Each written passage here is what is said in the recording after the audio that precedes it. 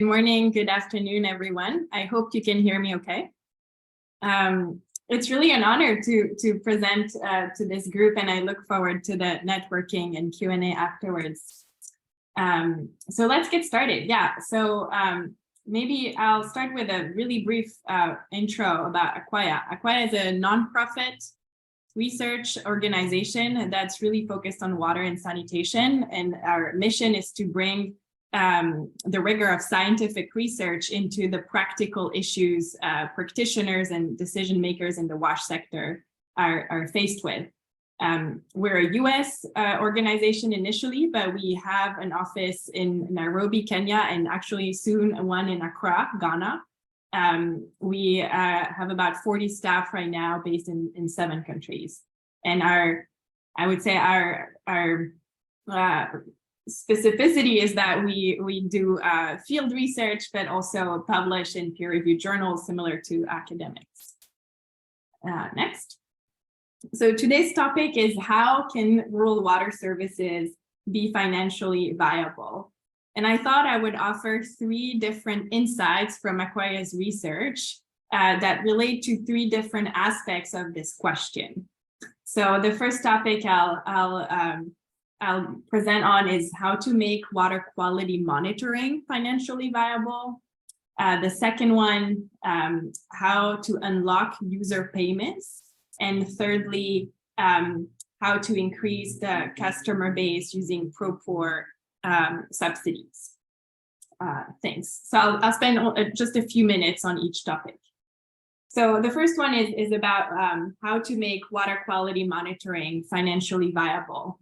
So the premise of Aquaya's research on this topic is the following. So centralizing rural water quality testing in urban laboratories is often the most cost-effective approach.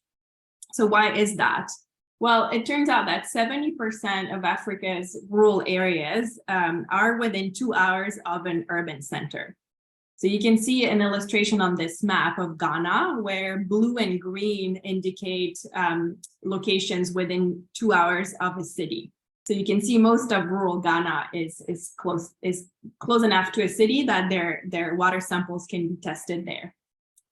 So centralizing water quality testing in urban centers is often more cost effective because it allows pooling certain costs such as equipment or consumables. It's also much easier to manage and to ensure the quality because instead of training a multitude of water operators across the rural part of the country, you have to focus on only a few labs that are more likely to have trained professionals. Next. So making this approach work, however, requires financial safeguards. And so that's Aquaya, with funding from USAID, the Hilton Foundation, and Helmsley Charitable Trust, is testing an approach that we call the Assurance Fund. So in this approach, water systems pay a monthly fee to an urban lab to test their water samples and provide results. And so under the best circumstances, that's fine. This transaction happens every month. Occasionally, though, the rural water system will run out of cash and will not be able to pay the monthly invoice. And in that case, the Assurance Fund will cover the unpaid testing and therefore provides a safeguard to the lab. This is a risk-free agreement for the lab. And over time, the water system is expected to repay the Assurance Fund with a little bit of a interest rate, if I may say. So we're piloting this approach right now. And we've actually done a pilot for 2 years in one district of Ghana.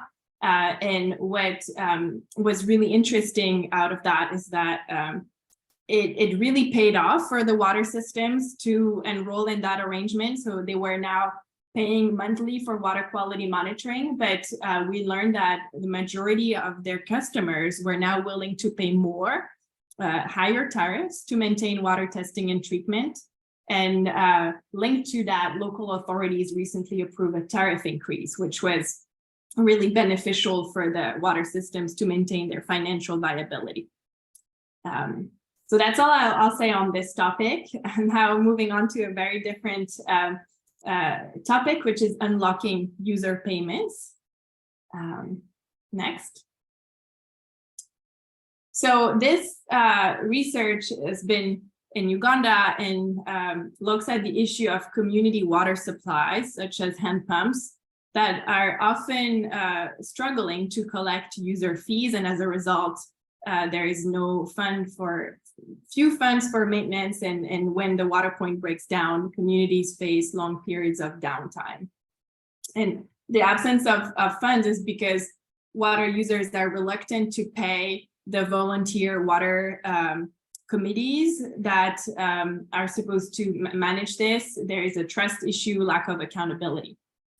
So building on the work of others, Aquaya has been studying an approach where village savings groups are responsible for collecting water payments. So village savings groups are something that exists that have nothing to do with water. They're a way for members to save money every month and then take microloans. But what's really good about these groups is that they have very strong accountability, transparency, and trust mechanisms. And so the innovation here is to attach a water fund, so literally a separate bucket of money. Every time members deposit some amount into their savings account, a small percentage goes into the water fund, which accumulates and over time can help pay for maintenance when needed. So next. So it was really encouraging in the communities where we piloted this over 2 years. The communities all had broken hand pumps at the beginning of the study, no reserve funds for maintenance, and consistently over the course of 2 years, they now had reserve funds and were able to pay for maintenance when needed. And the local government got very excited and kind of scaled up that approach beyond our study communities. So really, we felt that Village Savings Group could unlock payments. And last topic, I realize I may be running out of time soon, but I'll just touch on it. A third topic of pro-poor subsidies. So usually pro-poor subsidies are thought about as a way to be more inclusive and obviously reaching the poor, and certainly they can do that, but they may also be a way for the water supplier to increase revenue, particularly if you think of piped water suppliers that make more revenue when they increase their customer base. Then providing a subsidy for the poorest household to get a connection may actually pay off if now there's more revenue in the long term. So this is a hypothesis, remains to be tested and verified. The knowledge gaps here are threefold. Like, how do we identify the poor? Like, who is eligible for a subsidy? It's easy-ish in big cities where you can identify geographically where the poor live, but in rural towns, it's much more difficult to say. There is often no geographic pattern. Number two, how to identify a suitable price point. And finally, how do you administer it? How does the supplier do that? And so next, Aquaya has been focusing on the first question, that we have prior research that used machine learning, so data science, to develop a 20-ish questions, a survey with 20 questions that predicts poverty status and eligibility for water subsidies in rural Ghana.